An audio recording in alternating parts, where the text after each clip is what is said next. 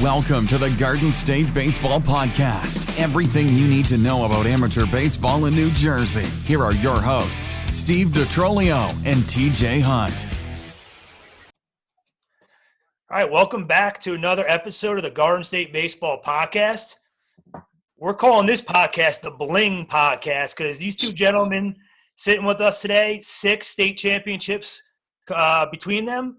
2 reputable, obviously, head coaches in the state of New Jersey. We wanted to hear from them today.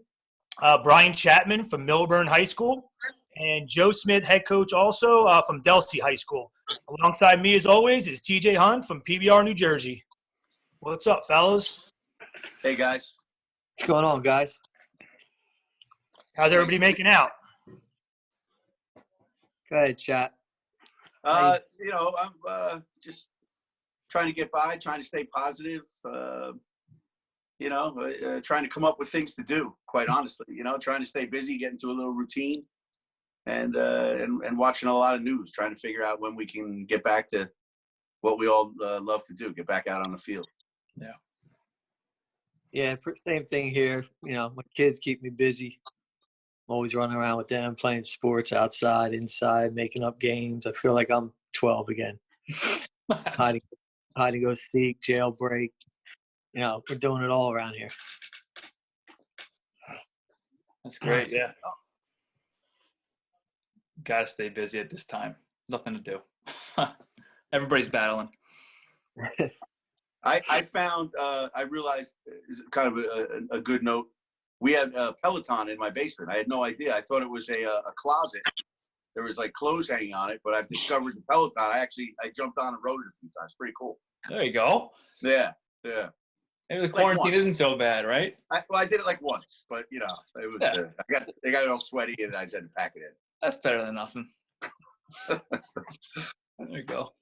So what are you guys doing with your players right now? I mean, obviously there's not much going on, but you guys doing anything specific? Zoom meetings, having these guys do challenges, like anything out of the ordinary, or what have you guys been up to? I send out a remind in the Google Classroom pretty much every day just to stay in contact with them. Check on their grades first and foremost. But I touch base with them every day as much as I can. I did have my first Zoom meeting 2 or 3 days ago. That was my first one. A few guys jumped on. But I give them workouts, typical. I haven't done any of the challenges. I see a lot of them, but my team really hasn't got involved with them. But they're just doing baseball stuff. Yeah, I've been pretty fortunate. Anyone that's seen Millburn in the last couple of years knows that my assistants actually do all the work during the baseball season. And it's true during Corona time as well. My assistant coaches have they were running challenges in district just for football, baseball kids, all kinds of crazy ideas, a fitness challenge, a skills challenge, everything kind of things you obviously could do by yourself in your house using toilet paper and tape measures and all these things. They're very creative. And it got so fun. The kids responded so well that I called a few buddies and we started a league this week, of course, just to keep busy. We have a 6-team league going with St. Joe's, Metuchen, Mendham, Union, Livingston, and I can't remember. Livingston, Union, Millburn, Mendham. Oh, Governor Livingston. I'm sorry, Coach Roof at Governor Livingston and St. Joe's, Metuchen. So we throw up a challenge, a 1-minute challenge every morning. You send it out to your program, and the kids submit videos. You count the reps up, and you have scores. We have a little website going. It's actually pretty fun. So, so you do a bunch of different workouts. What is it? Yeah. Today's was a 10-foot space out in the driveway or even in your basement with a cone, and you had to do just shuttles back and forth for a minute. How many times you could touch the cone?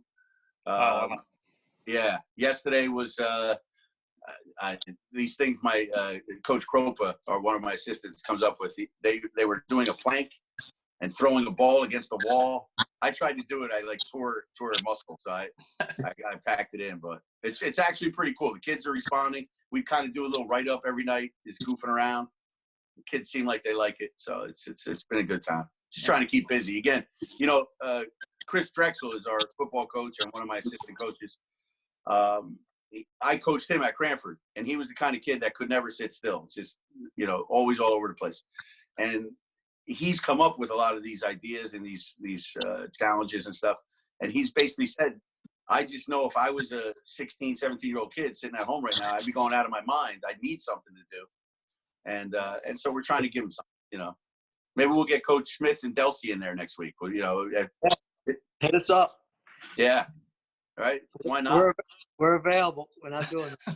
Right. I think that's awesome. Right? I I mean, we wanted to start small, you know, like just with 6 and guys that we've played against in our summer league, like guys that we knew could kind of do it. So we're going to do a 2-week run. This is the end of the first week. Maybe we'll expand it, you know, if this carries on. Obviously, it's carrying on until May 15th. So I'll count you in, Coach Smith, for the next round. So. All right, I'll round up the South Jersey troops down here. Yeah, it'll be fun, right? We'll have 2 divisions. It'll be fun. There you go. That's right. Yeah. Yeah. Yeah. So we saw today that, like you said, Coach Chap, that Governor Murphy announced, you know, the stay on high schools going back to school. So originally when the schools were kind of postponed, if you will, about a month ago, they said that we pretty much reconvene on April 17th. It's now April 16th, and we've heard that we're going to be delayed till at least May 15th. You know, I know both of you guys have been, you know, paying attention to all the news that's been going on in the various news outlets. But I'm curious to kind of pick your brain on, you know, different possibilities that could happen if indeed we go back to playing spring sports. You know, we saw that on June 30th is the drop dead date for everything involved with spring sports. So what are some of the possibilities that you guys have been kind of kicking around about if we can go back, you know, as soon as we can? Joe, you want to take that? Yeah, I know our conference has talked about the scenario of just basically, you know, if we went back, we'd basically just play a conference schedule or a division schedule first. Mm-hmm. I guess play everybody in our division once or twice, however amount of time there is. And then I think they're going to get together for a tri-county conference tournament, a single elimination tournament. And basically that would be it. Yeah. I mean, May 30th to June 30th, however many games. But they were just talking about division games and conference games and crossover games and just staying within our tri-county conference. Yeah. That would be great. I hope that works for you, Coach Smith. I hope that we're able to get to something like that. You know, what I've been saying up here, and today was really the first time I saw it on the news in any type of briefing from the government, was that this problem is very different based on geography. And, you know, where Coach Smith is in Gloucester County, the case numbers are minuscule. If you look at a map of where this is hitting, it's not hitting as nearly as badly. And I don't mean to diminish the seriousness of this or anything in any regard. And all human life is obviously valuable and important, but just in sheer number, in deep South Jersey, in Sussex, Warren, Hunterdon, the numbers probably warrant some hope and positivity to get something done. But when I look at the numbers in Union County, where I live, in Essex County, where I coach, I'm not optimistic that we're going to be able to get back into our buildings to finish this school year. And of course, everybody knows if you don't get into the buildings, you're not playing. I wonder, and I would be, as much as it would penalize me, I would be 100% behind if other areas of the state were able to start and go. I don't think there's anything wrong with that. It's the reality that we face right now, and certainly it's something that has to be considered. If we can look at the numbers in South Jersey and say it's okay for people, you know, with moderate modifications, of course, you know, small numbers, and certainly a lot of rules would have to be in place. But if they can pull it off underneath the guidelines that the health department says, I would be 100% for that. I would be for it up here too. But again, if you look at the map, that crazy COVID map on NJ.com every day, it doesn't paint a great picture for where we're standing, in Union and Essex County. But again, that's only 2 areas of, I don't even know, there are 21 counties in New Jersey, right? My high school history teacher will be very proud of me for remembering. But so again, I think it's got to be viewed on from where you are. And, I hope that somebody gets to play some baseball. I really do. And if it's all of us, that's wonderful, obviously. But I think it's going to be a difficult road up this way, up in Northeast Jersey. Let's say we are fortunate enough that we could get a season in. I mean, what are some of the challenges you guys think you're going to face with maybe getting pitchers ready or just being able to kind of get everyone back into the swing of it so quickly? Like, have you guys thought about that? Joe? Yeah, I mean, obviously pitching is the priority and probably the biggest issue. I'm sorry, are you there? Yep, we lost you. You're good. Yeah, I just had a call. Sorry. Yeah, I mean, that's going to be the challenge, getting your pitchers ready. Obviously, we're not going to be able to just jump in there and start playing games right away. So it's going to take, I don't know how long. 7 to 10 days is really quick. And then your season's cut to 3 weeks and then 2 weeks. I mean, I don't even know. But that's going to be a problem. The pitching, you think, Joe, is going to be a problem? Yes. Yeah, and I agree. Again, part of it is as you get into June also, and I know both of you are very familiar with this angle, club baseball is going to start to kind of pull on our kids as well. So I think to be able to pull something off that extends into June, there has to be complete unity and cooperation between the high schools and the clubs and the NJSIA, because our better guys are going to, they're signed up to play on the weekends already. And if there's a June schedule at Diamond Nation, they're going to want to throw innings down there as well. And I don't know if I'm not saying that's right or wrong. I'm saying that's one of the issues that we'll have to tackle if we do try to extend a high school season into June. And I'm a high school coach. I know that I support our high school. I love high school baseball, but I also see the value and love club baseball. I think what happens at Diamond Nation for our kids in New Jersey is pure magic. It's and what PBR does in terms of ranking and promoting our kids. I mean, you guys at those 2 places, you're able to do things for our kids that we can't do as high school coaches. So, I mean, again, I know everyone's excited. I know everyone wants to take care of these seniors. I know we want to get back out there, but there are a lot of layers to this. Coach Smith mentioned pitching, and I mean, yes, there would have to be some type of ease back into it, a few days, whatever it is. But maybe one way to combat that is to have a strict enforcement of a 1 or 2 inning rule. Like you're not allowed to throw them very long as they're easing up.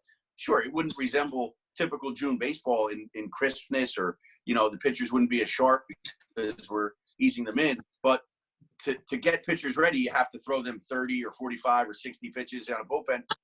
Why not incorporate that into gameplay? I mean, it's the same. You know what I mean? I understand. Again, and some kids are ready to throw 50 pitches. Some are already there. Some have kept already there.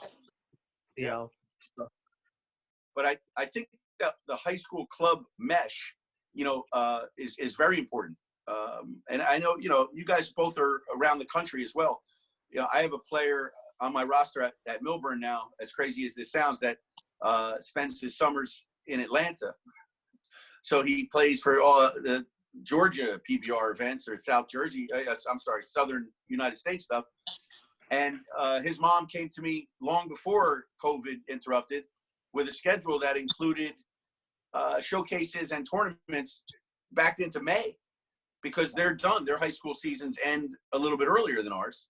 So club baseball in the South starts up a little earlier, as you're both well aware.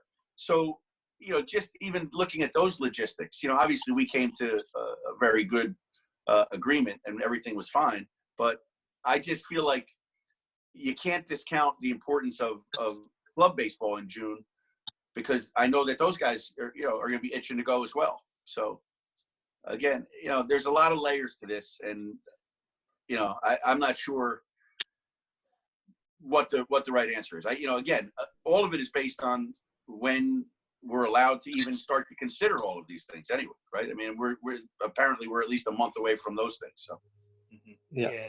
There is a lot of speculation going on right now, obviously, in terms of how is this going to get better, is it going to get worse, so we kind of past the curve or past the flattening of the curve. So there's a lot of unanswered questions. Do you guys both think if there's a season, and I probably know the answer to this, because if I was a coach, high school coach, I would want to play some sort of a season, maybe for my seniors to kind of go out on a good note. But the challenge that you're facing, I mean, we get to a 3-week season, is it worth it, do you guys think? Or is it going to make it hard on you guys to kind of try to figure this all out in such a short amount of time? Or is it something that we just maybe we say, okay, you know what, we're done, and let the kids kind of get past all this and get ready for the summer? Go ahead, Chat.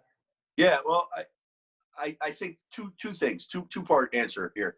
One is, I would say, honestly, my opinion is that if you said that we had a one-day season and we were just going to go play Coach Smith, and that's what we were allowed to do on June 16th or something like that, I would vote yes for that. A 4-game season, a one tournament, like just start the tournament and go, whatever it is, single elimination. Anything that could be done, in my opinion, would be valuable and worth it. Again, if all the logistics aligned. Number two, yes, also, we do, not just as high school coaches and educators and dads and brothers and everybody, we have to move on from this too. So there has to come a time where we say, we keep making rules. The NCAA passed the rule where everyone can go back to college and get another year now. And now there's a high school rule, which I'm sure we're going to discuss tonight, about a gap year and junior college and coming back to play high school. And all I can think, and I don't know if this is a perfect analogy or not, but when I got into coaching, a great mentor of mine taught me, if something happens to your shortstop, you don't break up your whole team and make 5 positions weak just to cover one. And I feel like a lot of what we're doing by giving these extra years to these kids, because we feel bad for them. And I feel terrible for my seniors at Millburn, my alumni from Millburn that are seniors in college. I feel awful for them. But I feel like we're making all these moves now, not really thinking about the repercussions they're going to have on groups and classes for years to come.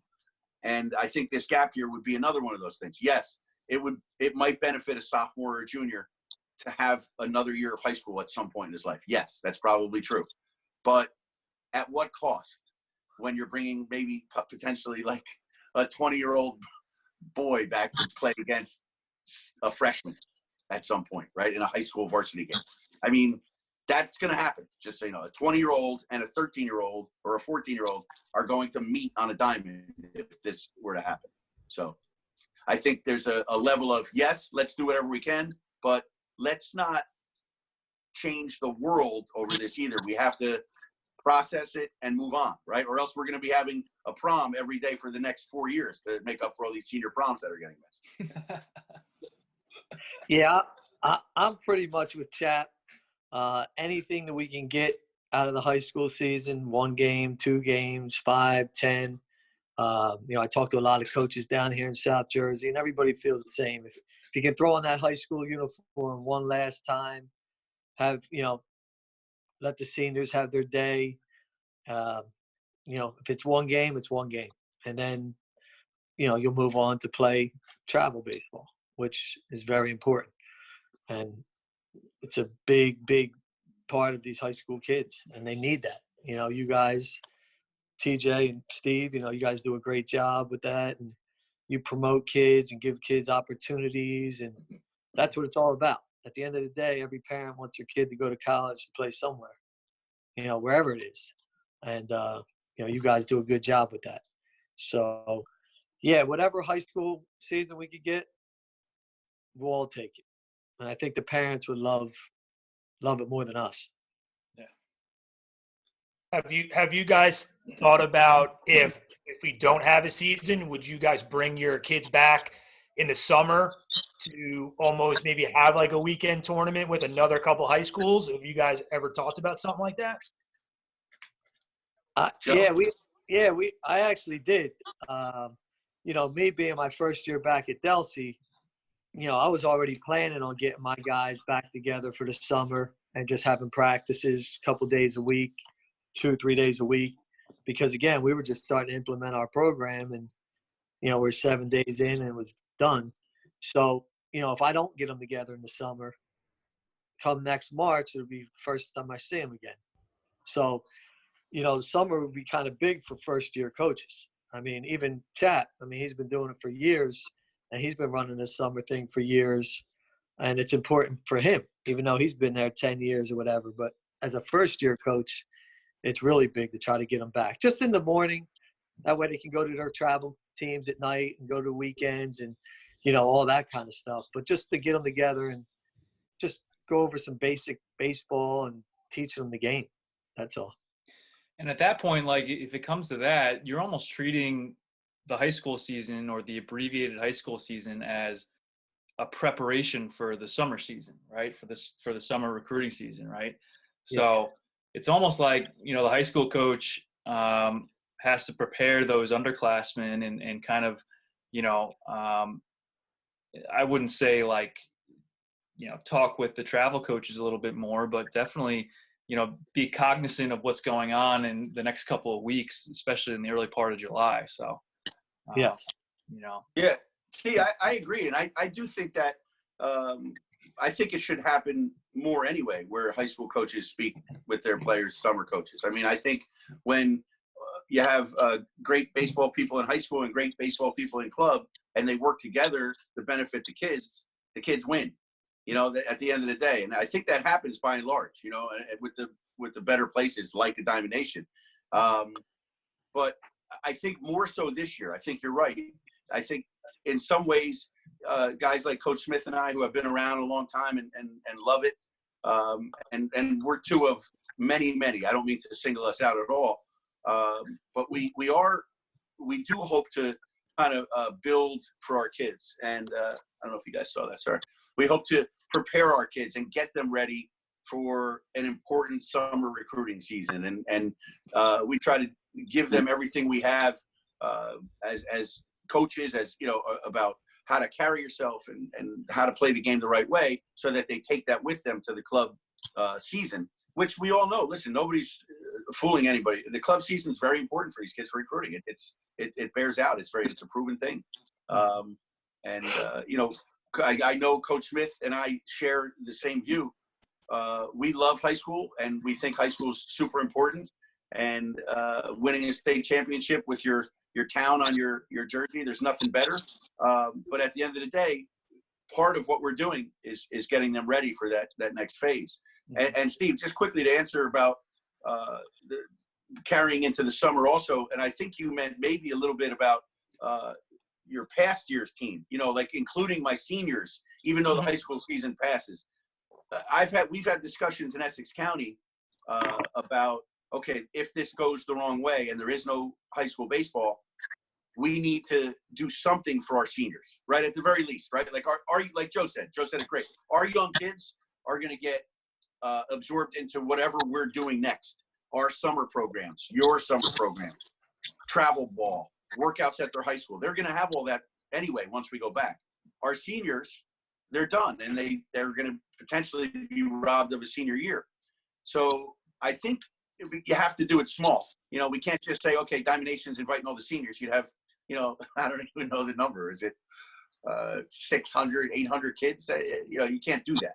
So I think maybe by conference or by league, we could have senior games or something. We could kind of do everything. Just go to one field in your division, get all the seniors out there and let them play a game. Let mom and dad come out, take some pictures. And I think at the very least, we should try. We're all going to try to do something like that. And that's already gotten a little bit of traction in the Super Essex Conference. So.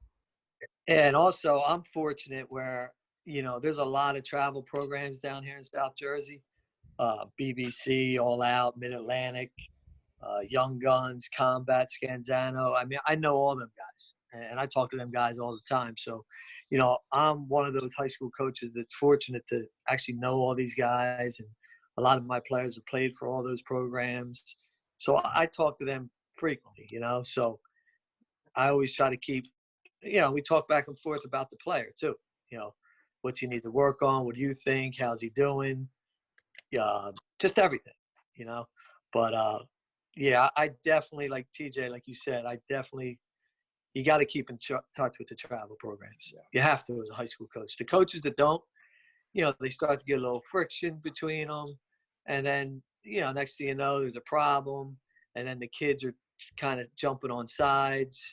So, you know, if you're a high school coach, you gotta communicate with the travel ball guys. I mean, I'm affiliated with the Niners.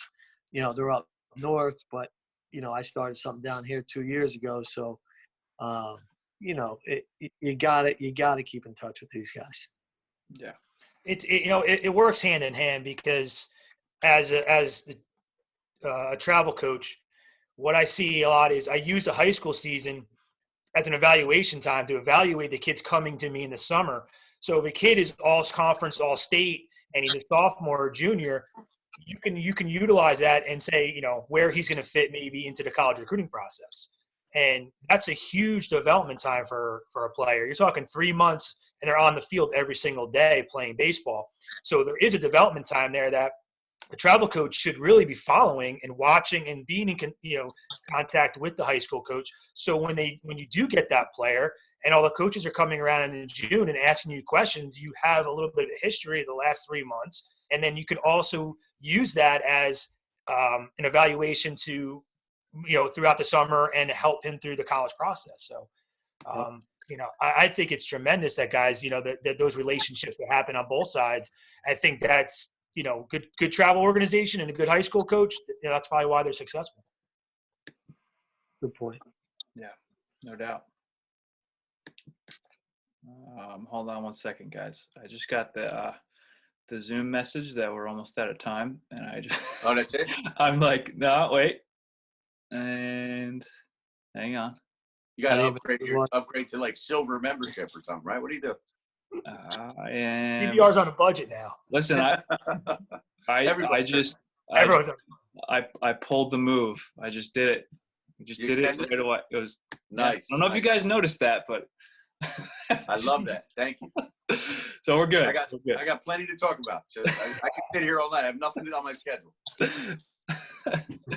So yeah, it's definitely interesting. I think talking about bridging the gap, you know, between high school and travel ball. You know, I think in a lot of spots in the state, there is definitely some contentious attitudes towards those guys. You know, whether it's like an older coach who doesn't buy into, you know, how recruiting has changed over the course of the last 10, 15 years, or just a guy who, you know, who's like a volleyball coach and also a baseball coach, you know, in the springtime just to get a paycheck, or there's no continuity there. And I think it's a detriment to the kids for sure. So definitely a topic to discuss. I think too, if I'm, you know, and I know Chap and I know Joe, you guys both do travel baseball, and, you know, I coach at Somerville and I'm doing the Diamond Jacks. So when you sit on both sides of the fence, you obviously have the perspective of everything. So I get how important a high school season is to the kids, and, you know, trying to win a state championship and be on the field for the last out and seeing the kids' faces and going through that grind with the kids. And then obviously on the travel side, they're, you know, the importance of the college recruiting and the exposure, because that's where it's happening. So I think sometimes, to TJ, to your point, you know, a coach that doesn't have that perspective maybe just hasn't seen the other side of it, and maybe doesn't want to see the other side of it for whatever reason. Yeah. But that's a huge perspective. I know the three of us have, that we were fortunate enough to see both sides, because we've done both. So. Yeah, I mean, it's definitely true. I've probably mentioned to Steve before, but I was at Cranford in the late, maybe 2007, 8, 9, toward the end, right before I came to Millburn. And we were still playing American Legion in the summer. And our best player came to us and said, you know, I have a tournament with Farah Builders. He was playing with Farah back then. And Coach Mack kind of looked at him a little funny at first. And I said, then, like, if he comes to our doubleheader for Legion, he's going to face like 2 freshmen from Oratory Prep. But if he goes to this Farah tournament, he's going to face 7 guys throwing 90. Like, why don't we send him out of here? And it was kind of an aha moment for Dennis and I.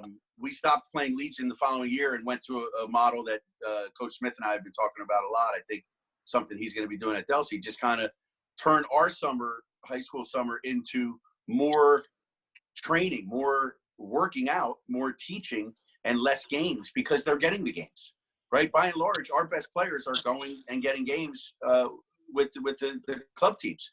So we had to adjust and shift what we do as high school coaches to stay relevant as high school coaches.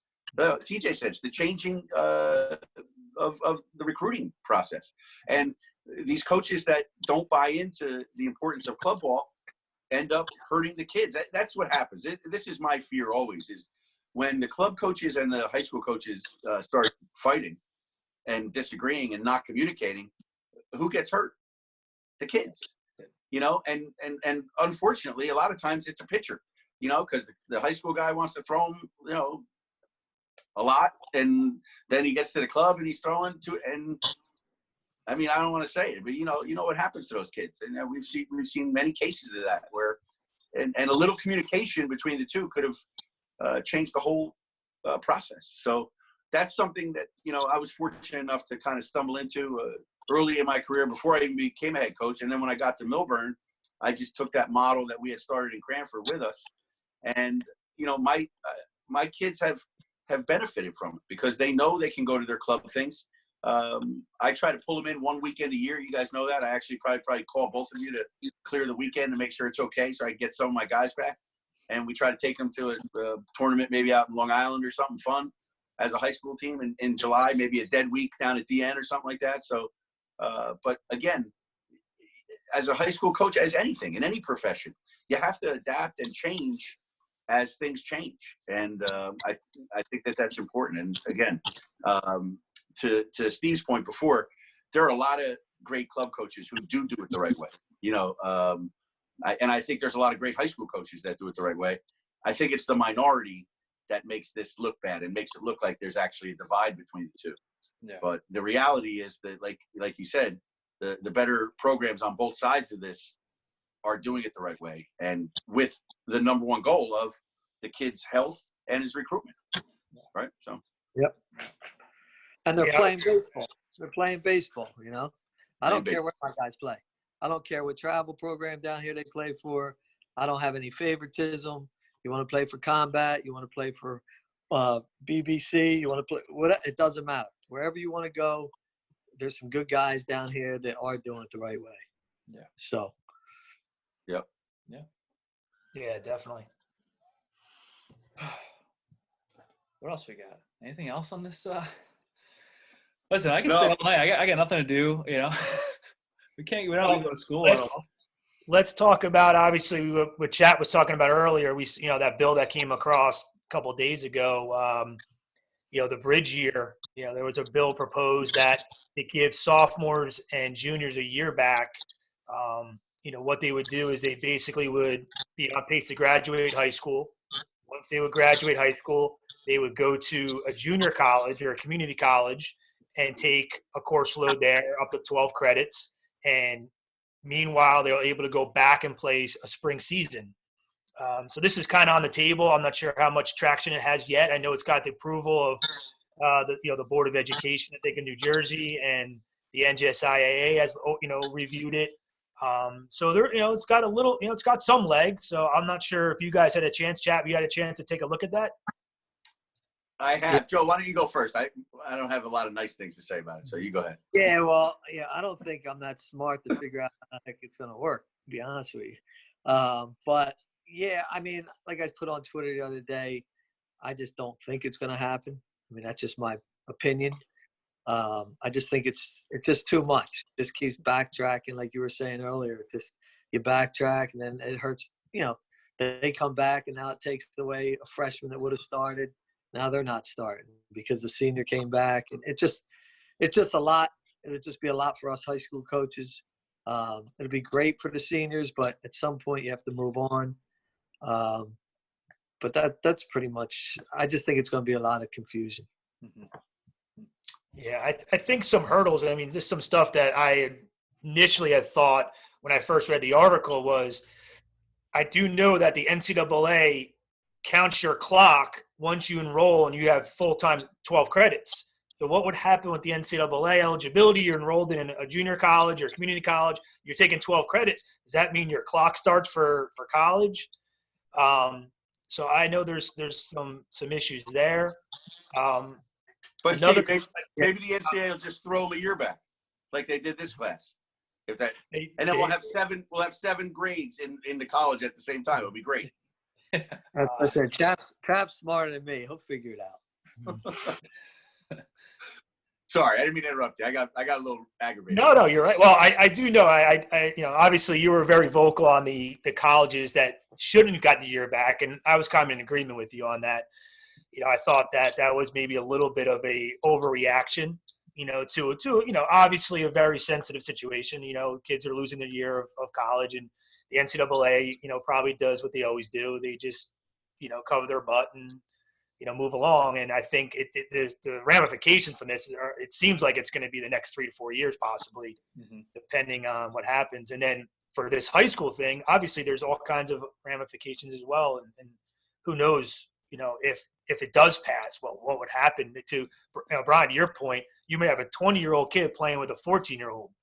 I mean, that's not Mike. He definitely will. Yeah. I mean, that's the reality. And nobody thinks about that side of it. I have a junior who wants to play football in college. So, you could say maybe my son would benefit from doing something like that. I don't know. But it's just that, listen, we're all going through this, right? So everybody's in the same boat.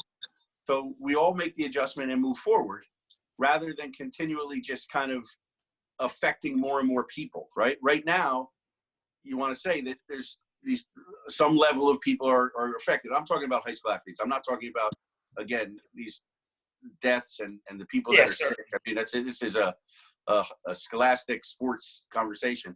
But those people that are being impacted, as I keep explaining to my wife when she's afraid now, my son's never going to get recruited again because there's no more junior days to go to. The people at the colleges will make adjustments. Everyone will make adjustments and realize that, we wanted to have this kid for a junior day, but he wasn't able to make it because there was a pandemic.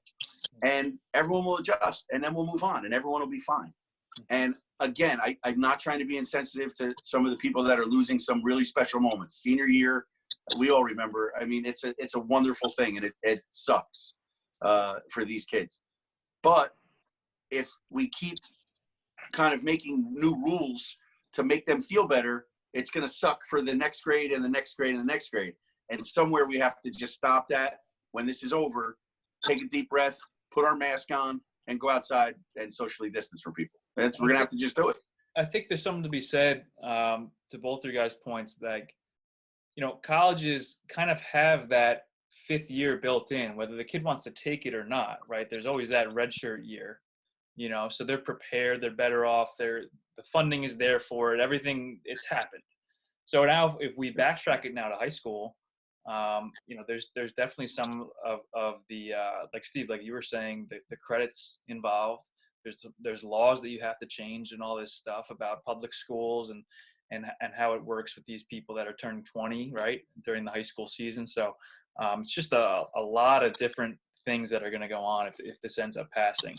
Now, if I'm one of those guys that gets a season taken away, if I'm in high school, that's certainly enticing to look at. Like, we could, if this passes, we could get another spring season of sports. That's great. But, I think it's all about seeing, like, the forest from the trees type thing.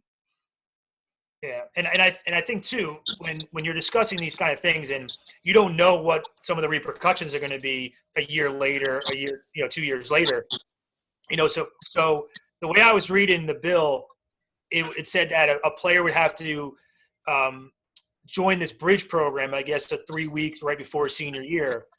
Yeah, like, let's just say, and I'll use you as an example, what if you had a senior that was going to come back and maybe he wasn't going to play, and he was going through all this, and you wouldn't know in September if he was going to play or not. So he's going through all this stuff. He ends up coming back, and he ends up sitting because he's just got better players. Yeah. You know, Nobody thought about that either. Stuff. Right? I mean, Right. That's another.